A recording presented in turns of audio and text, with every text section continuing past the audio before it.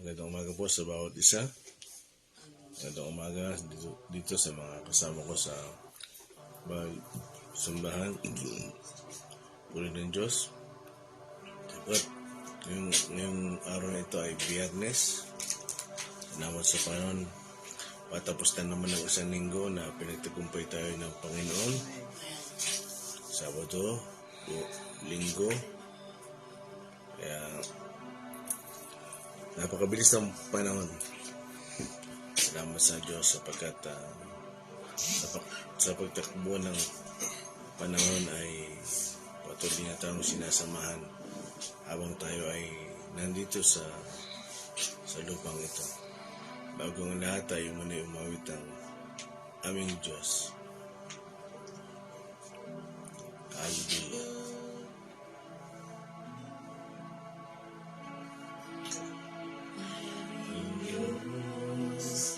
Dakilan, walang katulad, Diyos na walang hanggan. Sa mga panghirap, kabigatian, Diyos na kaaliwan. Hindi nagkukulang, di bumibigo, Diyos na di nagbabago, isang kaibigan, kaagapay at matatagpuan. Diyos na lagi nakaraan sa aming Diyos na dakila, walang katulad, Diyos na walang hanggan. Sa mga panghihirap, kabigatian, Diyos na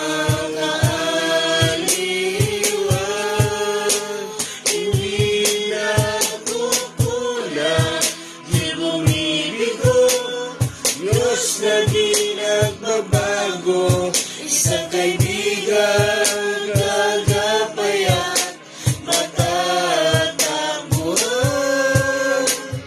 Diyos na lagi nakaraan. Kayo ang Diyos, ang aming pag-asa sa bawat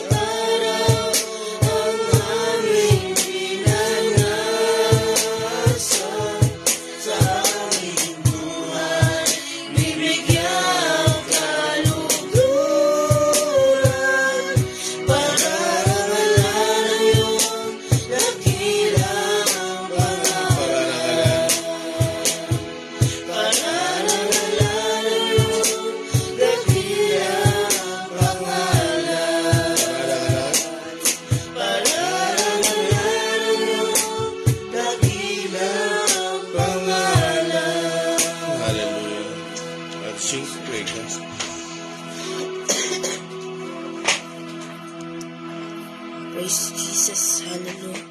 Purihin ko kayo, Panginoon, sa umagang ito, Panginoon. Tunay po kayong napakadakila, Panginoon, Lord. Pinaparangalan po namin ang iyong dakilang pangalan, O Diyos. Panginoon, salamat po sa panibagong umaga, Panginoon, na kami muling inyong binigyan ng pagkakataon, Panginoon, para makapag-aral ng inyong salita, Panginoon. Lord, dalangin po namin ang pagsama niyo po sa pag-aaral na ito, Panginoon. Lord, buksan niyo po ang aming isipan, Panginoon, para maunawaan po namin ang inyong mensahe, Panginoon, sa bawat isa. Lord, nawa, Panginoon, ang inyong mensahe ay may tago namin sa aming mga puso, Panginoon, at mga ingatan namin ito, Panginoon, nang sa gayon, Panginoon, ay magamit namin ito sa aming buhay, Panginoon. Lord, dalangin din po namin ang pagsama niyo sa inyong lingkod na gagamitin, Panginoon. Kayo po ang patuloy na magpahayag sa kanya, Panginoon. Lord, itago niyo po siya sa inyong likuran, Panginoon. Lord, kayo nga lang po ang madakila, Panginoon, sa umagang ito. At nawa matanggap po namin ang pagpapala niyo, Panginoon. Amen. Ito po ang aming Praise God. dalangin Salamat sa po. pangalan ni Jesus. Amen and amen. Good morning po sa bawat isa na kasama po namin sa FB Live. Good morning po, Brother Alan Rocreo, Sister Aquino Raymar, Brother Ivan Kier Tataro Castro, Brother Julius Regalado Sales, Sister Anita Katembung, Sister Antoinette Budang. Good morning po. Salamat sa Panginoon. Tayo papatuloy na sa ating pinagubuli-buli. Kahapon ay John 8 verse 45 to 50. Ngayon, verse 51. Sister Rami. John 8:51. Pakatandaan ninyo, ang tumutupad ng aking salita ay hindi mamamatay kailanman. Ang topic po natin sa umagang ito ay fulfilling the word of God. Amen. Salamat sa Panginoon. Kanino niya ito sinasabi? Sa mga Pariseo. Karamihan ng mga kausap niya ay mga Pariseo na hindi makaintindi. Ibig sabihin, pag sinabing Pariseo, mga Hudyo, lahi ni Abraham. Bakit kaya sinabi ng Panginoon yun? Marahil, hindi nila tinutupad yung salita ng Diyos. Kaya, sabi dyan sa first sentence, no, ay kung tinutupad ninyo ang aking salita. Second sentence, hindi na kayo mamamatay. Amen? Kaya nga pag sinabing mamamatay, meron definition yan sa Bible. Efeso 2:1. Efeso 2:1.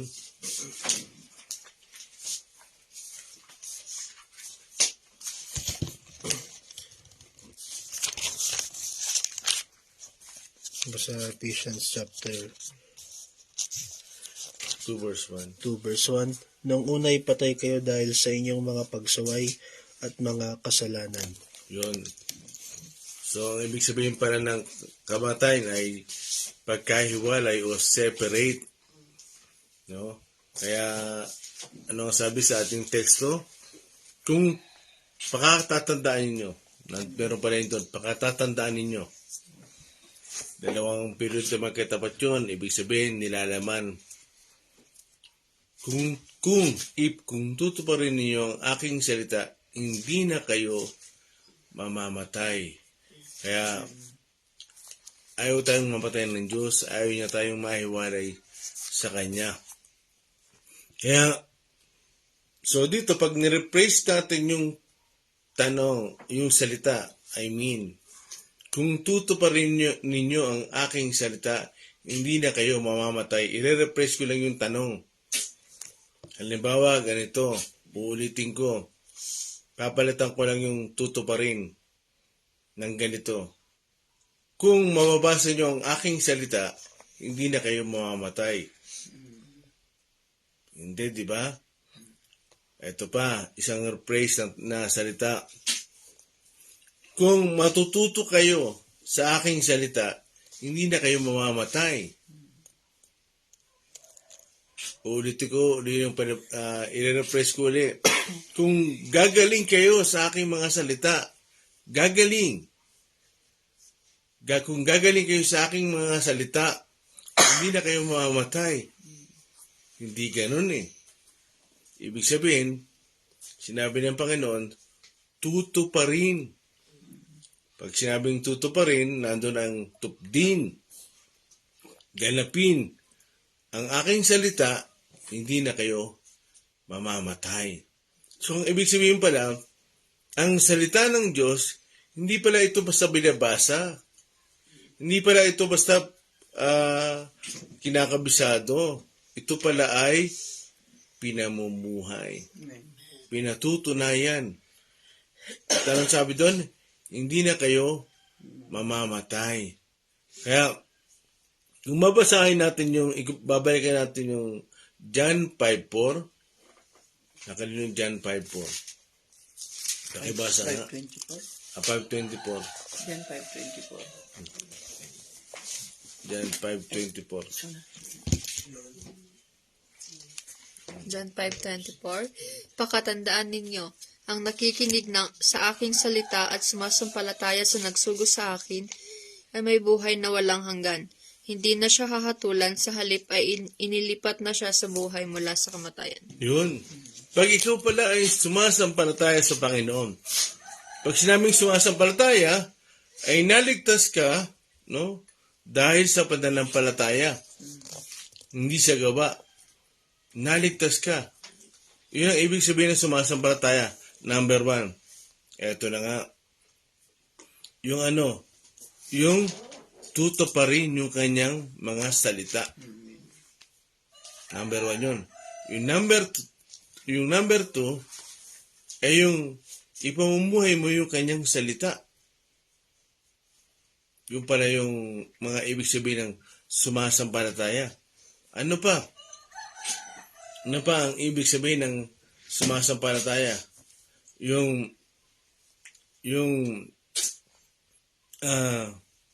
Kalimutan ko na yung ang hirap talaga ng walang outline. Yung sinisiksik mo lang sa utak mo. Yung isa sa mga ibig sabihin ng sumasampalataya ay nagpapatuloy ka sa paniniwala mo. Ibig sabihin, sa turo ng Panginoon, naniniwala ka. Sa salita ng Diyos ay naniniwala ka. Panginoong Biblia, hawak. Ito ang salita ng Diyos. Lahat ng naniniwala dito, no, yun ang ibig sabihin ng sumasampalataya. Maraming aklat sa Biblia, maraming aklat sa mundong ito. No? May Quran, may Mormons, no? Marami. May pasugo, no? May iba't ibang pinangahawakan ng mga tao. May iba't ibang aklat, pero tanging ang salita ng Diyos. Ito kasi hindi ito kung titingnan nyo ito, hindi ito naglalaman ng salita ng Diyos. Ito mismo ang salita ng Diyos. Naunawaan nyo ba? Hindi ito naglalaman ng salita ng Diyos. Ito mismo ang salita ng Diyos. Kaya, pag sinabing sumasampalataya, kung ano yung nasa Biblia ay pinaniniwalaan mo at ipinamumuhay mo. Kaya ano sabi doon? Kung sumasampalataya ka sa Panginoon, ikaw ay nailipat na mula sa kamatayan. Ibig sabihin pala, ang buhay na walang hanggan, hindi nagpapaumpisa sa langit. Naunawaan niyo ba ako? Naunawaan niyo yung Tagalog ko? Ibig sabihin pala, ang buhay na walang hanggan, yung eternal life, hindi nagpapaumpisa sa langit. Nung tinanggap mo si Jesus, no, nagpaumpisa na sa iyo yung buhay na walang hanggan. Bakit? John 3:18. Pakihabol lang. John 3:18. Basta, Jess.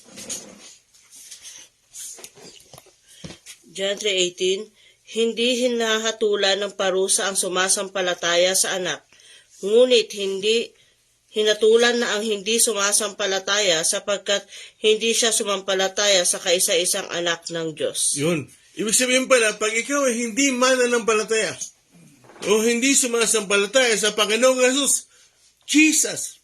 Ano ba ang ibig sabihin ng Jesus? Salvation. So pag hindi ka pa sumasampalataya sa Panginoong Jesus, dito pa lang sa lupa, hinatulan ka na. Huwag kang humatol lang, hindi ka hatulan. Alam mo, pag may tatanong sa akin na kung ligtas ba si ganito, ligtas ba si ganyan, isa lang ang sinasabi ko, huwag kang humatol lang, hindi ka hatulan. Bakit? Hindi ka naman nakita eh. Ano ba? May namamatay na Baptist, may namamatay na Jehovah, may namamatay na Iglesia ni Cristo, may namamatay na mga Katoliko. pag tinatanong ako kung ligtas ba sila, isa lang ang sinasabi ko, huwag kang humatol lang hindi ka hatulan. Bakit? Ang Diyos ang nakakaalam yan.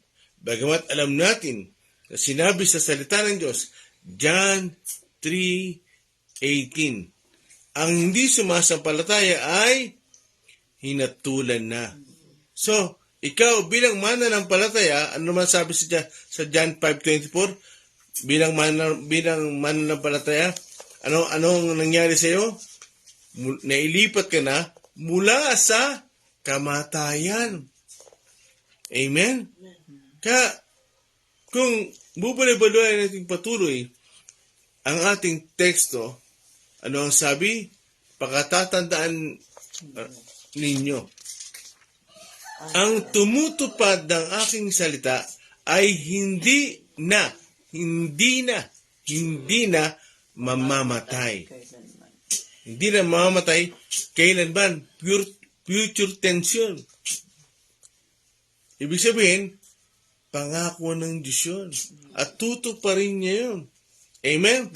Kaya, tingnan natin yung mga halimbawa sa Biblia.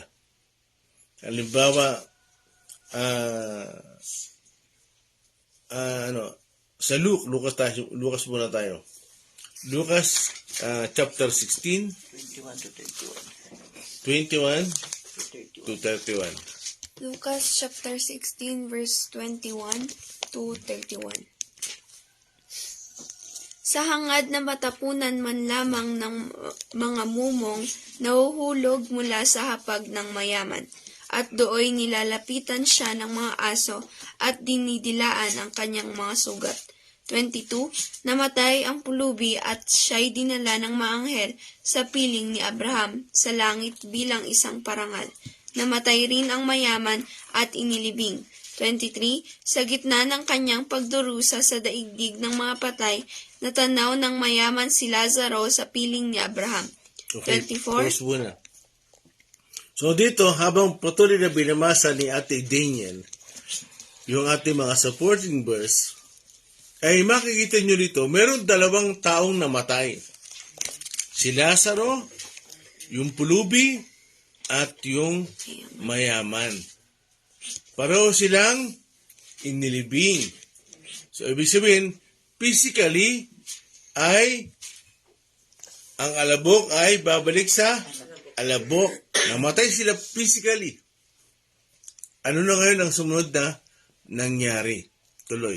24. Kaya't sumigaw siya, Amang Abraham, maawa po kayo sa akin. Utusan po ninyo si Lazaro na isawsaw sa tubig ang dulo ng kanyang daliri at basain ang aking dila, dahil ako'y naghihirap sa apoy na ito. Okay, pause lang. Ano sabi niya? Ano sabi ng mayaman? Bakit kaya hindi nilagyan ng pangalan? Bakit kaya? Iniisip ko yan eh. Siguro naka-address yun sa mayayaman. Kasi nga, sinasabi ng Panginoon eh, mas mabuti pa ang kamelyong pumasok sa butas ng karayom kaysa sa mayamang pumasok sa langit. Ibig sabihin, hindi ko sinabi. Hindi sinabi ng Biblia, ang mayaman ay hindi papasok sa langit.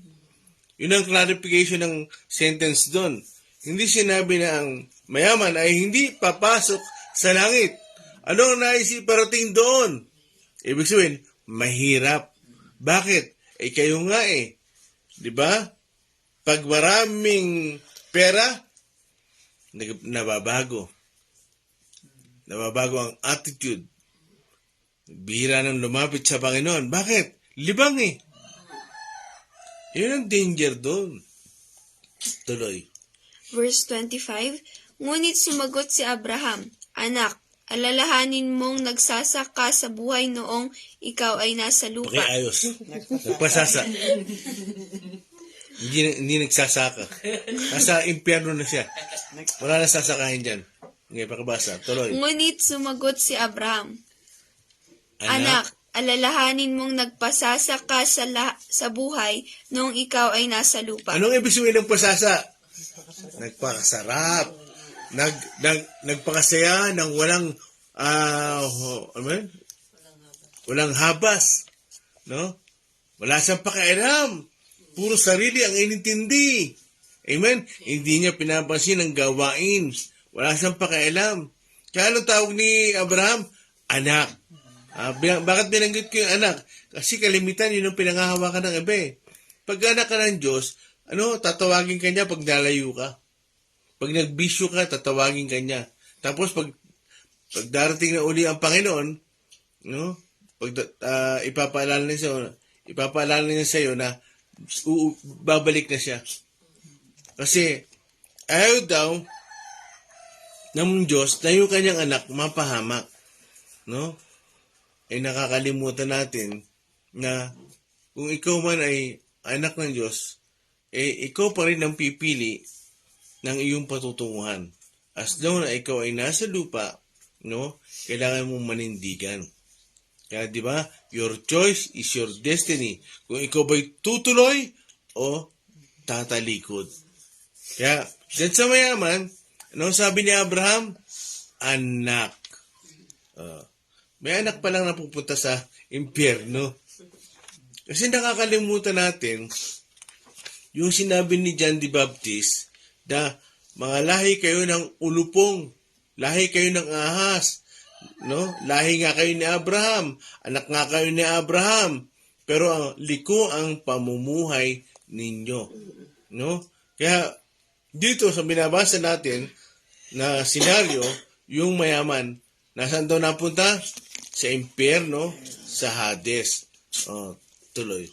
At si Lazaro naman ay nagtiis sa kahirapan. Subalit ngayon ay maligaya siya rito, samantalang ikaw na may nagdudusa riyan. 26. Bukod dito, may malaking bangin sa pagitan natin, kaya't ang mga naririto ay hindi makakapunta dyan, at ang mga naririyan ay hindi makakapunta rito. 27. Ngunit sinabi ng mayaman, kung gayon po, Amang Abraham, ipinapakiusap ko pong papuntahin na lamang ninyo si Lazaro sa bahay ng aking ama. 28. Sa aking 5 kapatid na lalaki, suguin po ninyo siya upang sila'y bigyang babala, upang hindi sila humantong sa dakong ito ng pagdurusa. 29. Ngunit sinabi sa kanya ni Abraham, nasa kanila ang mga sinulat ni Moises at ng mga propeta, iyon ang kanilang sundin. 30. Sumagot ang mayaman, hindi po sapat ang mga iyon, ngunit kung magpapakita sa kanila ang isang patay na muling nabuhay, magsisisi sila at tatalikuran ang kanilang mga kasalanan. 31. Sinabi naman sa kanya ni Abraham, kung ayaw nilang sundin ang mga sinulat ni Moises at ng mga propeta, hindi rin nila paniniwalaan kahit ang isang patay na muling nabuhay. Yun. Demanding talaga, Nasa impyerno na. Mayaman talaga eh. Diba? Suguin po ninyo. Hayuan nyo po. Utusan nyo si Lazaro. Ang ganda na ng buhay ni Lazaro. Pababay mo pa sa lupa. Para hayuan nyo kanya mga kapatid. Ano ang sabi ni Abraham? Kahit na may namatay na muling nabuhay, hindi nila paniniwalaan yon. Bakit? Nasa kanila ang salita ng Diyos. Yun ang paniwalaan nila. Kung ayaw nilang maniwala, di wag. Ganun lang yun. So dito makikita natin, may 2 taong namatay, physically. Pero si Lazaro, yung pulubi, ay nasa piling ni Abraham. Anong ibig ko sabihin? Pag ikaw pala'y mananampalataya, at namatay ka, hindi ka pala totoong namatay. Ang tawag pala sa mga mananampalataya na namatay ay lumipat lang sa kabilang buhay. Hindi siya namatay. Bakit? Itinutuloy niya lang yung buhay niya. Naunawahan niyo ba ako? Pag isang mananampalataya ay namatay, hindi pala namatay ang tawag doon. Lumipat lang sa kabilang buhay at itinutuloy niya lang yung buhay niya. Kaya nga buhay na walang hanggan eh. Amen? Ano nangyari sa mayaman? Yun ang namatay. Kasi nung inilibing siya, di ba? Nung inilibing siya, nasa siya napunta? Sa impyerno. Yung pala ang namatay. Bakit?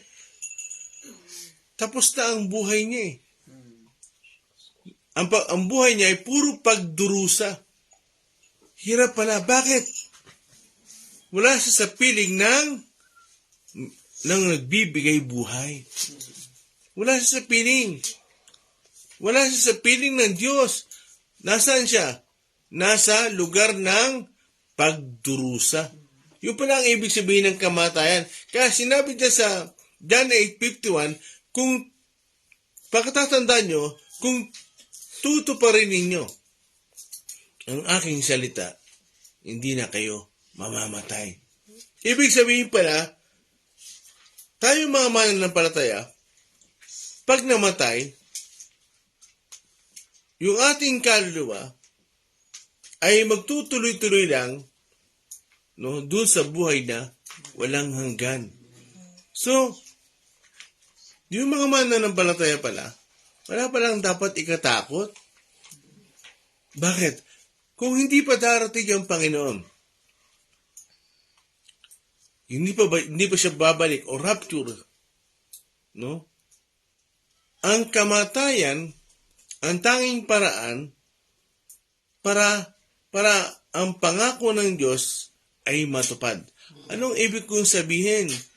Ibig sabihin, kung wala pang rapture at inabot ka ng kamatayan, ibig sabihin, yung kamatayan mo ang magiging katuparan ng pangako ng Diyos. Ano yun?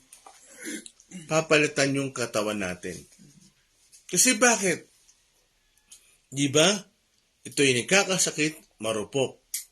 Pero pag nag-rapture, ibig sabihin, lahat ng aabuti ng rapture, hindi man na makakaranas ng kamatayan.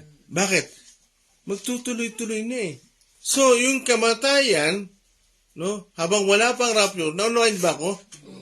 Yung kamatayan habang wala pang rapture, before the rapture, ibig sabihin, ay isang instrumento ng Diyos para ang pangako niya ay matupad.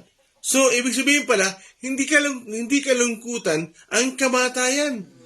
Bilang mananampalataya, ang kamatayan pala ay kagalakan. Amen? Amen. Kaya kung titingnan nyo, yung sulat ni Pablo sa Pilipos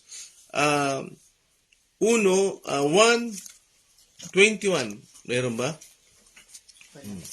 Pakibasa ka. Pilipos 1:21.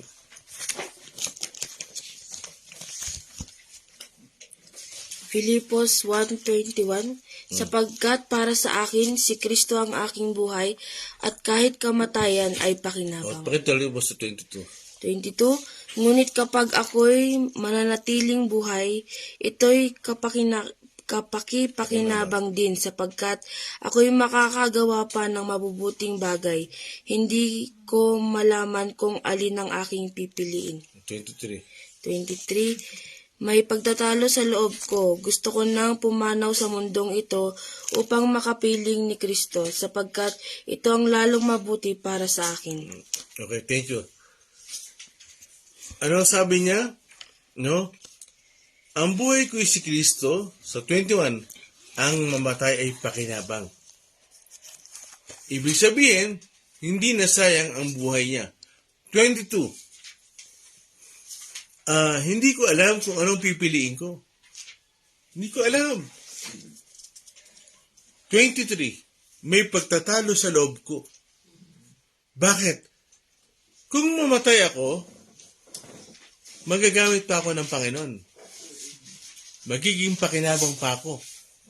Pero, excited din ako eh. Na umuwi na sa piling ng Diyos. Sa isang lungsod na inihanda ng Diyos sa akin. Bakit? Makikita ko na si Kristo. Pupunta na ako sa paraiso. Sa langit na bayan. May pagtatalo sa loob ko.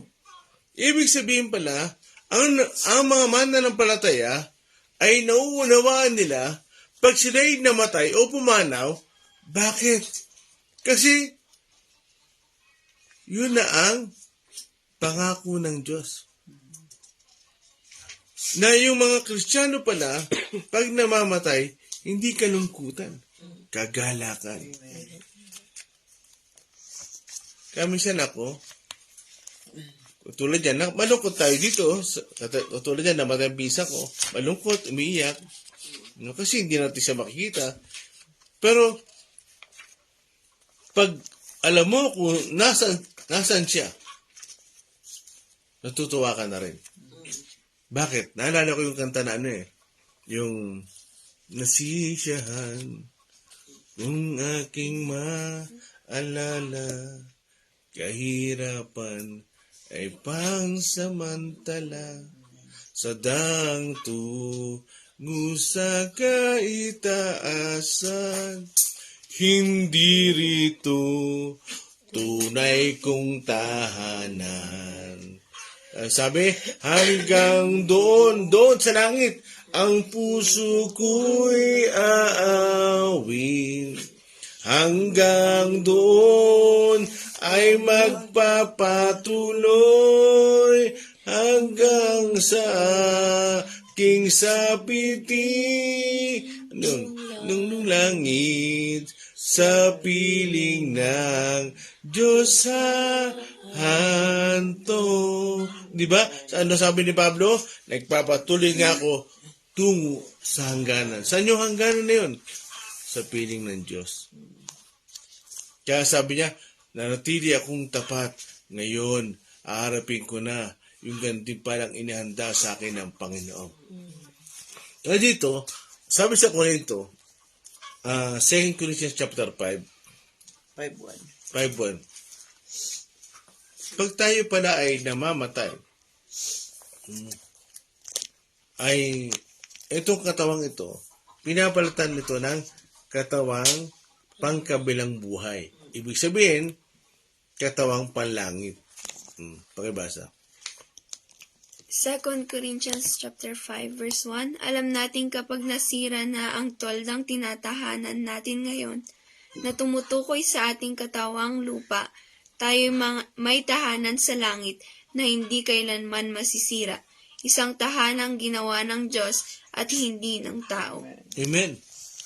Ibig sabihin pala, yung kamatayan lang ang tanging paraan para itong katawang ito mapalitan. Bakit? Ano sabi sa unang Korinto chapter 15, verse 50, hindi nang buksan, no? Ang katawang ito, yung laman at dugo ay hindi magmamana ng buhay na wala hanggan. Ibig sabihin pala, kailangan itong palitan. Kasi ito ay hindi katawang panlangit. Ano ito? Katawang panlupa. Yun pala yun. Pasin natin yung sa Deuteronomy, yung namatay si Moises. Pakibasa. Deuteronomy 34, verse 5 to 6. At si Moises na lingkod ni Yahweh ay namatay sa lupain ng Moab. Tulad ng sinabi ni Yahweh. Verse 6, inilibing siya ni Yahweh sa isang libis sa Moab, sa libis sa Moab sa tapat ng Beth-peor. Ngunit hanggang ngayon walang nakakaalam ng tiyak na lugar. Yun. So namatay si Moises, walang nakakita ng bangkay niya. Wala nakakita. Itinago ng Diyos. Kasi, alam mo, ugali ng Israelita mahilig sumamba. At ang plano ni Satanas, no? Kasi si Satan nakikipag-agawan sa bangkay ni Moises, kaya itinago ng Diyos. Tingnan mo sa Jude, sa Judas. Basahin niya, sa Judas, isang chapter lang yan verse 10. Bago mag-Revelation. Isang chapter lang yun. Bago mag-Revelation. Judas, tapos Revelation. Chapter 1. Sino nakakita? Sing. Judas chapter 1 verse 9, kahit si Miguel na pinuno ng mga anghel, nang makipagtalo siya sa dyablo tungkol sa bangkay ni Moises, ay hindi nangangas gumamit ng paglapastangan. Ang tanging sinabi niya ay, parusahan ka nawa ng Panginoon. Yun. Si Satan kasi, nakikipag-agawan sa bangkay ni Moises. Kaya ang Diyos mismo ang naglibing sa kanya. No? Inilibing yung kanyang physical body. Wala nakakita. Pero ano nangyari sa Matthew? Matthew 17, 1-4. Pakibasa. Meron ba? Matthew 17, 1-4. Sige. Mateo chapter 17, verse 1 1 to to 4. Pagkaraan ng 6 na araw, isinama ni Jesus si Pedro at ang magkapatid na Santiago at Juan, at sila'y umakyat sa isang mataas na bundok. Habang sila'y naroroon, nakita nilang nagbago ang anyo ni Jesus. Nagliwanag na parang araw ang kanyang muka at nagnigning sa kaputian ng kanyang damit. 3. Nakita na lamang ng 3 alagad sina Moises at Elias na nakikipag-usap kay Jesus. 4. Sinabi ni Pedro kay Jesus, Panginoon, mabutit naririto kami. Kung gusto ninyo, maggagawa ako ng 3 kubol. Isa para sa inyo, isa para kay Moises at isa para kay Elias. Okay. Kala ko ba inilibing? Inilibing ng Panginoon sa Moab. Di ba? Itinago. Taon yan. Years. Kasi bakit? Yung binabasa ni Daniel, New Testament na yan. Di buong taon na lumipas. Kala ko ba inilibing? Bakit nakikipag-usap sa Panginoon? Kasama si Elias. Ano ba talaga ang tao? Genesis chapter 2 verse 7. What is man? Pakibuksan mo. Pakibasa mga sa King James, Sarami. Ako mga sa King James. Pakibasa mo muna. Genesis 2:7. Genesis 7. 2:7. Pagkatapos, ginawa ng Panginoong Yahweh ang tao mula sa alabok, hiningahan niya sa ilong at nagkaroon nito ng buhay. Yun. Hininga niya sa ilong at nagkaroon ng buhay. Pero kung titingnan natin sa malalim masalin, no, sa King James Version, basahin mo muna sa English. Sa English, Genesis 2:7. And the Lord God formed man of the dust of the ground, and breathed unto his nostrils the breath of life, and man became a living soul. Yun. Living soul. Basa mo sa Tagalog. At nilalang ng Panginoong Diyos ang tao sa alabok ng lupa, at hiningahan ng kanyang mga butas ng ilong ng hininga ng buhay, at ang tao ay naging kaluluwang may buhay. Yung palang ibig sabihin ng tao. Naging kaluluwang may buhay. Hindi kaluluwang may laman, kundi kaluluwang may buhay. So, ibig sabihin pala, no? Ito palang katawang ito lang ang namamatay. At inilibing. Katulad ng kay Moises, inilibing siya saan daw? Sa Horeb. Di ba? Inilibing siya. Doon sa libis. Mismo ang Diyos na naglibing. Pero paglipas ng panahon, no? Paglipas ng panahon, si Moises nakikipag-usap sa Panginoon nung nakikipag-pray ang Panginoon. Nung nagpe-pray ang Panginoon, nakikipag-usap si Moises. Sino kausap niya? Si Elias. Tatlo siya nag-uusap-usap. Nagliwanag daw ang Panginoon. At doon si Elias at si Moises. Ikala ko ba inilibing? Ibig sabihin, yung katawan ni Moises na nakikipag-meeting sa Panginoon, katawang panlangit. Amen? Kaya, kung babalikan natin yung ating teksto, pagkatatandaan ninyo, kung tutuparin ninyo ang aking salita, no, tutuparin, hindi lang magpapakadudong, hindi lang magpapakadulubasa, kundi tutuparin, tupdin, ipamuhay, hindi na kayo mamamatay. Sabi po ni Pastor Jojo Teruel, kaya pala si Moises ay inilibing ng Diyos na walang nakakaalam, at si Elijah naman ay umakyat sa langit na nakasakay sa chariot of fire. Amen. Si Elijah, hindi siya namatay. Bakit? Sila yung mga naging kalugod-lugod sa Diyos, ibig sabihin, hindi nakaranas ng kamatayan. Ano yun? Na-rapture. Sila yung halimbawa na pag talaga nakalugod-lugod ka sa Panginoon, naging kalugod-lugod ka sa Panginoon, naging tapat ka, no? Hindi taksil sa Panginoon, ibig sabihin, may experience mo yung naranasan ni Enoch at ni Elijah. Talagang kukunin ka. Saan dinala si Elijah? Sa langit. So, ibig sabihin pala, meron ng tao sa langit. Sabi kasi nila, na kumakalat ang turo, patay na naman tayo. May kumakalat ang turo, wala pa nakakapasok sa langit. Hindi totoo yan. Kasi mismo si Elijah, ang sabi ng salita ng Biblia ay dinala sa langit. At si Juan naman, inakyat yung kanyang espiritu, no, sa Revelation chapter 4 verse 1, at inakyat sa langit at nabuksan niya yung pinapapasok sa saan? Sa gate. May pintuan ng langit. Buksan mo nga sa Revelation. Pahayag 4:1. Ito. Daniel. Hindi. Ikaw mabilis tumayo. Pahayag chapter 4 Verse verse 1 1. 2. Pagkatapos kong masaksihan ang mga bagay na ito, nakita ko sa langit ang isang bukas na pinto, at muli kong narinig ang tinig na parang tunog ng isang trompeta, na ang sabi sa akin, umakyat ka rito, at ipapakita ko sa iyo kung ano pang mga mangyayari pagkatapos nito. Yun, nakita daw ni John the Beloved ang pintuan ng langit. Ibig sabihin, nasa langit siya. Papasok pa lang siya sa pintuan. So, isang lungsod, yung langit. Isang paraiso.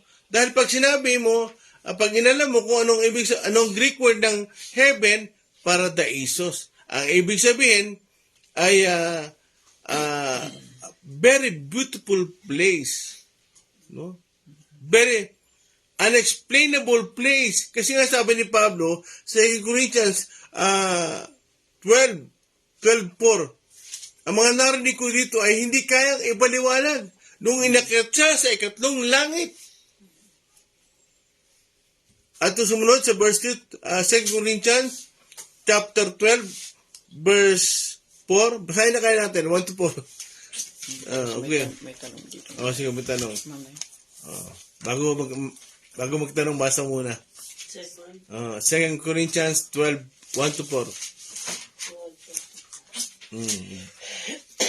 2 Corinthians chapter 12 verse 1 to 4, kailangan kong magmalaki kahit na wala akong mapapala sa paggawa nito.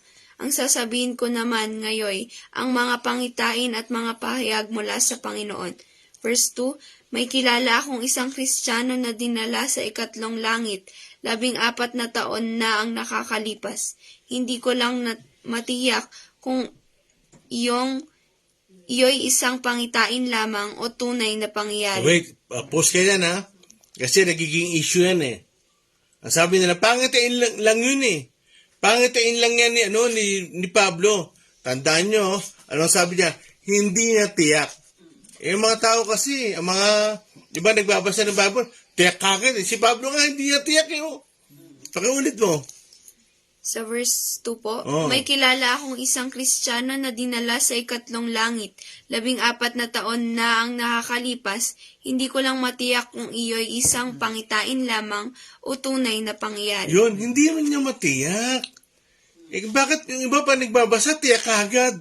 Sure kagad. Hindi nga tiyak ay sinabi dyan. Hindi ko tiyak kung ito'y pangitain o totoong pangyayari. Ang Diyos lamang ang nakakaalam. Yun ang doon, importante doon. Ang Diyos lamang ang nakakaalam. Kasi nga, kung kayo mismo makaka-experience yan, ang sasabihin nyo, hindi ko alam kung panaginip yun. Tulog ba ako? Hindi ko maintindihan kung tulog ako kasi gisingin mo ako. Pag-gising. Ba? Kasi nga, kamangha-mangha. Amen? Tuloy mo din yun. Verse 3, inuulit ko, siya'y dinala sa paraiso. Okay, wait ha. Ano sabi? Una, dinala siya sa ikatlong langit.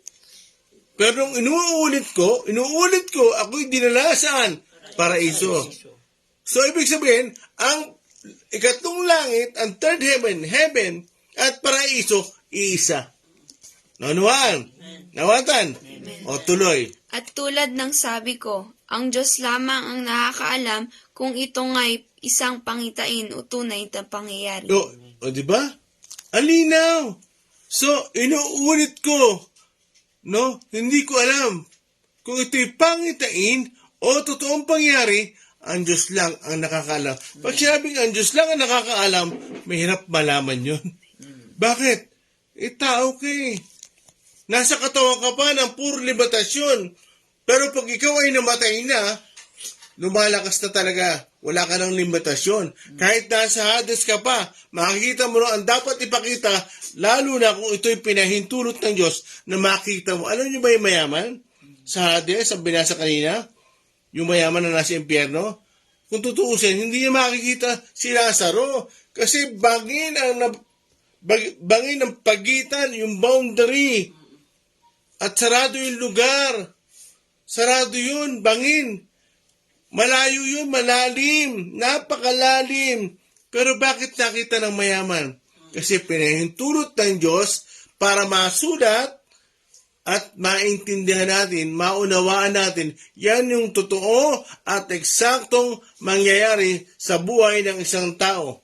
Amen? Tuloy. Verse 4, nakarinig siya roon ng mga bagay na di kayang ilarawan ng salita at di dapat bigkasin ni numan. Yun. Si Pablo, nung inakyat pala sa langit, sa third heaven, o sa paraiso, nakarinig siya ng hindi maipaliwanag. Amen? Kaya, yung langit talaga, yung tirahan ng Diyos, yung sa piling ng Diyos, talagang pag ikaw ay napunta na roon, kakaiba. Hindi mo kayang ipaliwanag. Bakit? Langit na yun eh. Ang totoo, hindi ko kaya ipaliwanag ang langit. Ang pwede ko lang may paliwanag dyan sa langit ay payapa. Walang sakit, walang hirap, may prutas na nagbibigay buhay. Maraming silid. Ang pwede ko lang sabihin dyan ay tuloy-tuloy ang buhay ng isang mananampalataya.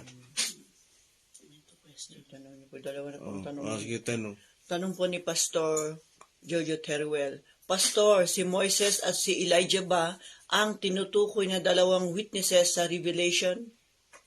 Witnesses sa Revelation. Kung wala nakasulat na pangalan dyan, hindi ko alam. Possible. Pero dahil hindi natin tiyak, kasi marami nag-aangkin, nagtuturo niyan, si Moises daw si Elijah.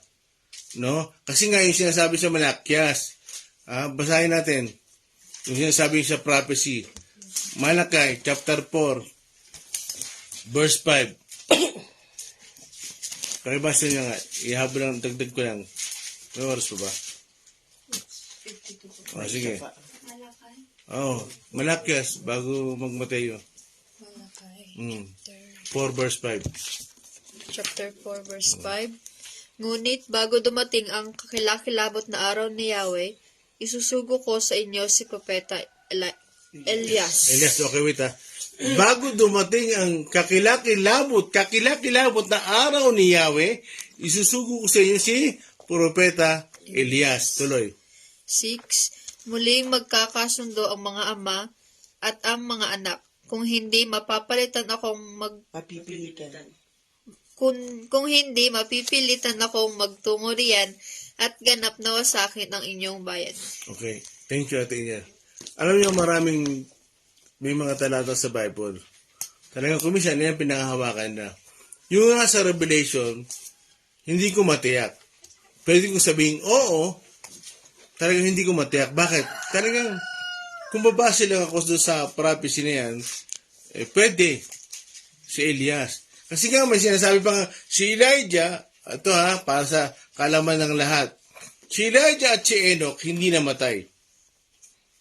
Nung unang panahon, yung mga unang mangaral ay may itinuturo na si Elijah at si Enoch mamamatay. Bababa sa lupa para mamatay. Kasi nga, hindi sila nakaranas ng kamatayan eh. Sa pagsisiyasat ko, wala akong nabasa sa Bible. Kaya hindi ko maituro. Bakit? Wala nga sa Bible eh. Ang pinakamahalaga lang, ang alam ko, hindi na sila mamamatay. Bakit? Yun ang reward sa kanila ng Diyos dahil nakalugod-lugod sila. Sila ang halimbawa ng rapture. Yung automatic, si Elijah, sinundo ng karwahing apoy. Merong kabayo na nag-aapoy na nung pagkasundo sa kanya, habang siya tumataas sa langit, pinapalatan yung kanyang katawan. Bakit? Merong katawang panlangit. At anong ibig sabihin? Sa unang Korinto 15:50, 1 Corinthians 15:50, ang laman at dugo ay hindi makapapasok sa langit. Anong ibig sabihin? Ang laman at dugo ay hindi magmamana ng buhay na walang hanggan. Ibig sabihin, papalatan yung katawan mo. At si Elijah, naniniwala ako, na pinalitan yung katawan niya. Bakit? Meron ang katawang panlangit eh. Meron katawang panlupa. So, kung itong katawang panlupa ay masira na at mananampalataya ka, ang magiging katawan mo ay glorified body. Pero kung ikaw ay naging kalugod-lugod sa Diyos, nung panahon ni Enoch at ni Elijah, talagang naging kalugod-lugod sila, iginawad sa kanila yung isang gantimpala na na hindi na nakaranas mamatay. Ganun ang mangyayari sa atin sa rapture. May isa po. Ano? Tanong po ay sabi po ni Brother Ivan Kier Tataro Castro, Amen. 3 po pala silang na-rapture, pero si Enoch at Elijah lang po ba ang dinamatay sa laman? Opo. Hebreo 11, umpisa nyo sa 4 o 3.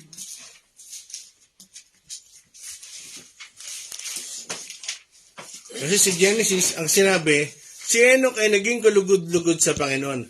Kinuha siya ni Yahweh. Ang sabi ng iba, kinuha pala ni Lord eh. Di ba pag kinuha ni Lord namatay? So, hindi ko rin may depensa. Kasi wala nakasulat sa Genesis. Kinuha lang eh. Di ba pag kinuha ka ni Lord, namatay ka? Yan ang sabi ni Eli Soriano eh. Ano ang sinasabi si Hebreo? Pakibasa. Hebreo chapter 11 verse 3. Dahil sa pananampalataya, nauunawaan natin na ang sanlibutan ay nilalang sa pamamagitan ng salita ng Diyos, at ang mga bagay na nakikita ay mula sa mga hindi nakikita. Gadahan, ha? Sige. 4. Dahil sa pananampalataya sa Diyos, si Abel ay nag-alay ng mga mabuting handog, ng mas mabuting handog kaysa sa inihandog ni Cain. Kaya naman, si Abel ay kinikilalang matuwid nang tanggapin ng Diyos ang kanyang handog, kahit patay na siya. Nagsasalita pa siya sa pamamagitan ng kanyang pananampalataya sa Diyos. 5. Dahil sa pananampalataya sa Diyos, si Enoch ay hindi nakaranas ng kamatayan.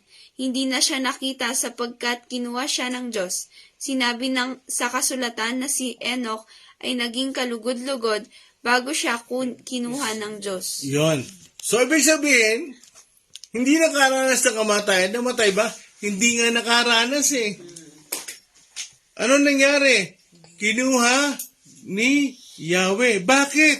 Kasi naging kalugod-lugod sa Diyos. Alam niyo ba?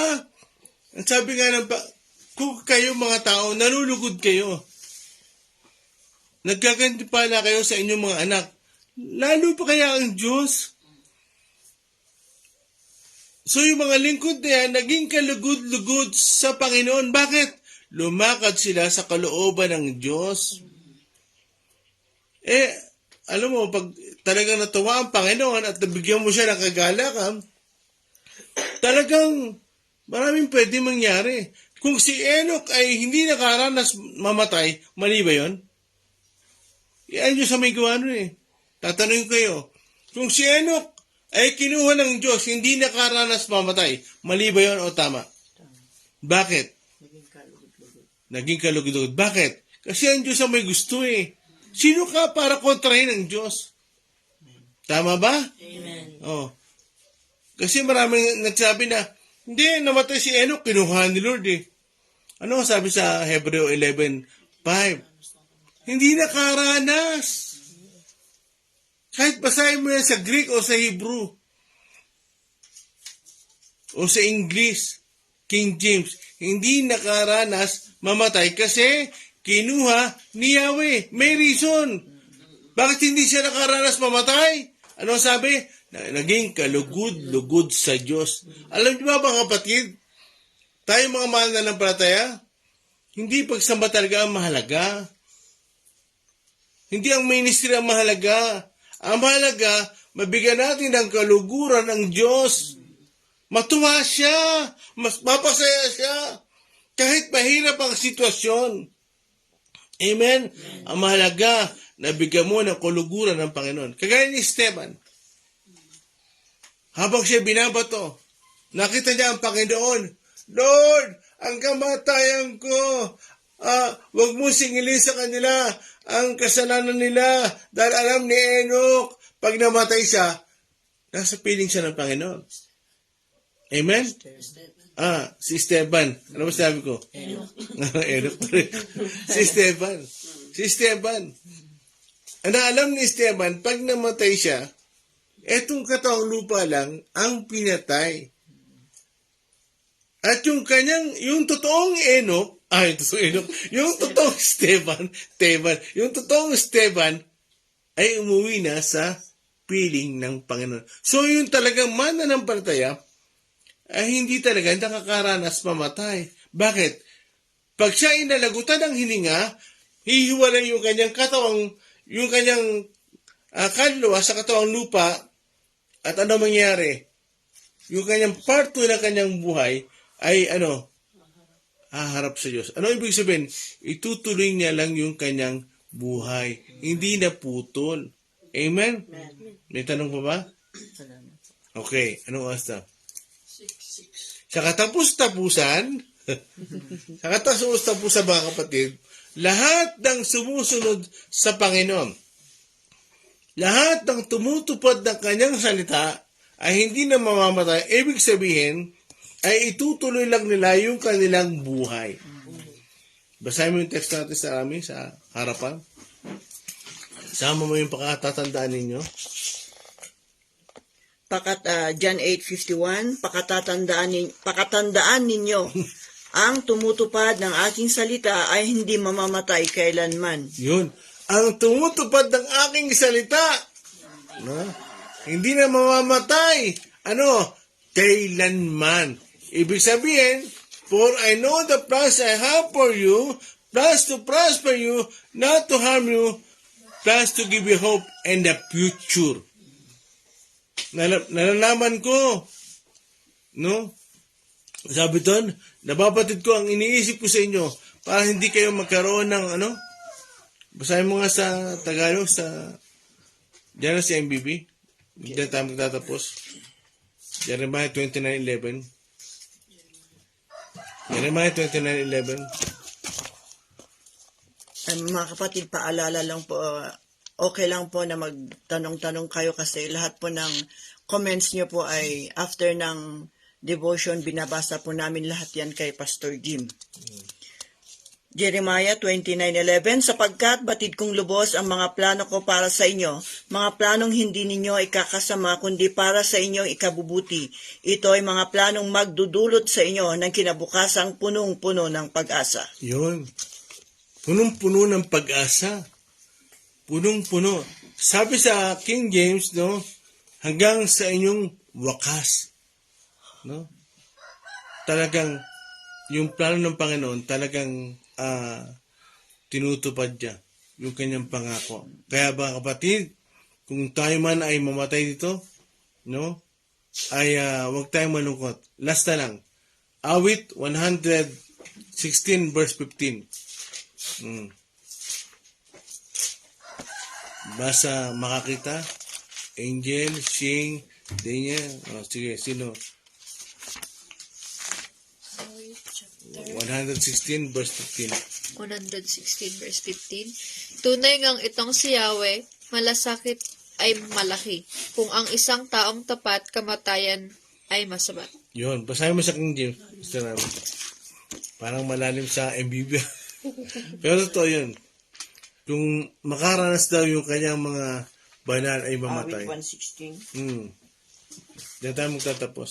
100. Pakiready na yung mga tutugtog. 116 verse 15. Precious in the sight of the Lord. Sige. 116 verse 15. Precious in the sight of the Lord is the death of His saints. Amen. O Panginoon, tunay na ako'y iyong lingkod, na anak ng iyong lingkod na babae, iyong kinalag ang aking mga tali. Parang iba yan. Ay, Tagalog. Ay, ito pala. 116 verse 15. verse 15. Anak, Mahalaga sa paningin ng Panginoon ang kamatayan ng kanyang mga banal. Yun. Dire-diretso pa siya eh. Parang paniwala sa sabi ng pastor. Binasa sa English, Tagalog, parang lumibos sa kanan, lumibos sa kaliwa. Sorry. Tao lang. No? Malabo na yung tenga. Mata pa lang. Okay. Ibig sabihin, mga kapatid, pag ikaw ay mananampalataya, itunutuloy mo lang yung buhay mo doon sa piling ng Diyos. Hindi ka namamatay. Bakit? Kasi nga, yan ang pangako ng Diyos sa atin. Talagang, ituloy natin yung buhay natin. Kung tayo man ay puro hirap dito, maraming pagsubok, pagdating natin sa langit, wala nang pagsubok, wala nang tukso, wala na lahat. Ang naroon na lang ay talagang pagsasaya na hindi mo kayang ipaliwanag. Yun ang alam ko. Pag nasa langit ka na, hindi mo kayang ipaliwanag ang lahat. No? Talagang, basta hindi ko kaya ipaliwanag eh. Hindi pa ako nakakarating, hindi ko na kaya ipaliwanag. Amen? Okay. Tayo umawit. Aming Diyos.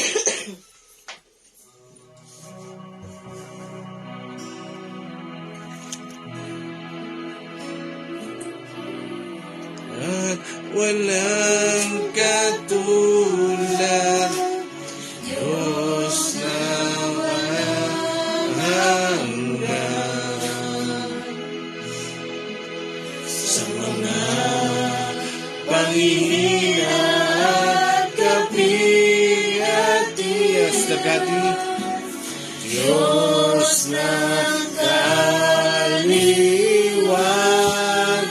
hindi nagkukulam, di bumibigo, Diyos na di nagbabagong, isang kaibigan, nagapayang, matatakbuhan.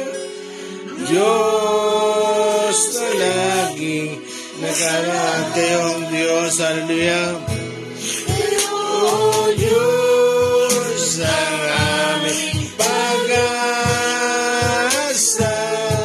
sa bawat araw, ang aming ninanasa, maaming buhay, bigyan kaluluran, malarangalan ng iyong dakila, pangalamisan pa kayo ang Diyos. Kayo, Diyos, ang aming pag-asa,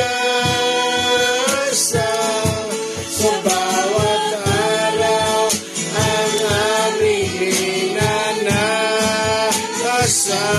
sa aming buhay, bibigyan kaluluran, ay ang ngalan ng iyong dakila, pangalan for the last time, kayo ang Diyos, hallelujah. Oh, praise God, glory, hallelujah. Holy Spirit, we praise you, we adore you, hallelujah. Ang aming minanasa, sa aming buhay, praise God, hallelujah. Ugulang parangalan ng iyong dakilang pangalan. Parangalan ng iyong dakilang pangalan. Parangalan ng iyong dakilang pangalan. Glory, glory, hallelujah. Glory, hallelujah. Glory, glory, glory, glory. Jesus, Jesus, Father. Oh, we love you, Father. Abba, Father, Abba, Father. We praise you. Salamat sa inyo, Panginoon. Hallelujah. Salamat sa inyong pagtuturo. Patuloy kayong magpahayag sa amin, Panginoon. Sabagat hindi namin maunawaan ang mga hinaharap, maliban kami ay samahan nyo. Lord, unti-unti, alam namin hindi kaya ng aming isipan, pero kayo po magpapahayag sa amin ng mga bagay-bagay. Salamat po, Holy Spirit. Salamat po, aming Ama, Panginoong Jesus. Salamat po sa inyo. Salamat po sa aming iisang Diyos. Alistair Kati. Praise you, Jesus. Hallelujah.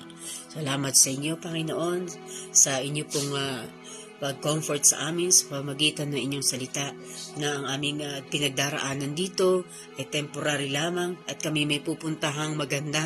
Kung kami man ay dumaan sa paglipat ng aming buhay, tulungan nyo kami, Panginoon.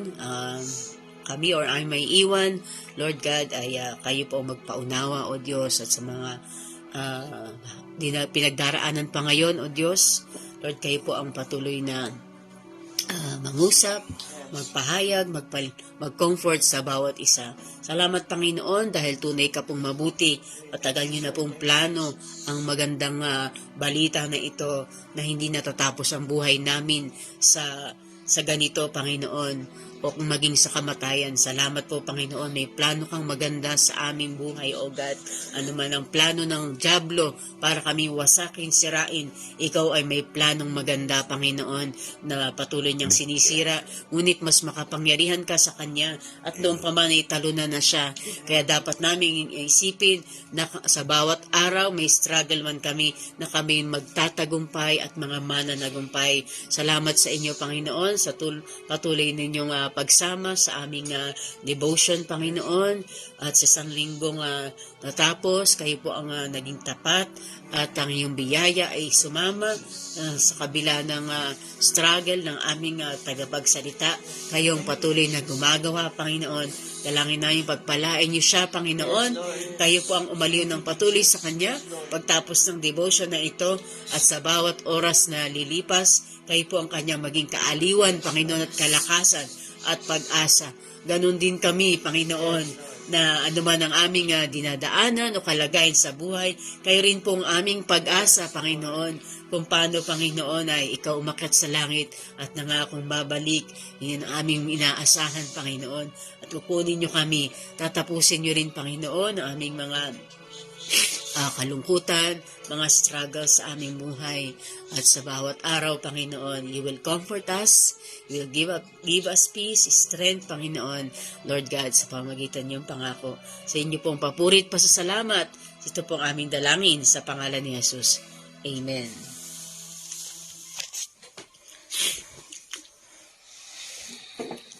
Amen. Salamat po, Pastor Jojo, sa inyong mensahe. To share this morning devotion to everyone. Okay, good morning, Sister Heidi, Sister Nora, Udi Velasco, Pastor Jojo, Sister Cherry, Sister Mila Obrador, Sister Gina Yen, Sister Eden Relioso Dano, Kuya Loloy, Brother Genesis Langa, kumusta dyan? Hindi ko alam kung nasaan ka. Okay, si Len De Paz Reyes, Mike Baheta, Pastora Mary Chris, Brother Lino Santiago, Sister Jonah Galicia, Joren Perez, Sister Shirley, Maring Afrik, Bundalian, Zandy Trips, Elena Villaventura, Pastora Mina Declaro, Nojido, Faustina Fuentes, and Mila Ingera. Dindi Anaina, bati na po ba? God bless you po. See you po next Monday, 5 o'clock na umaga.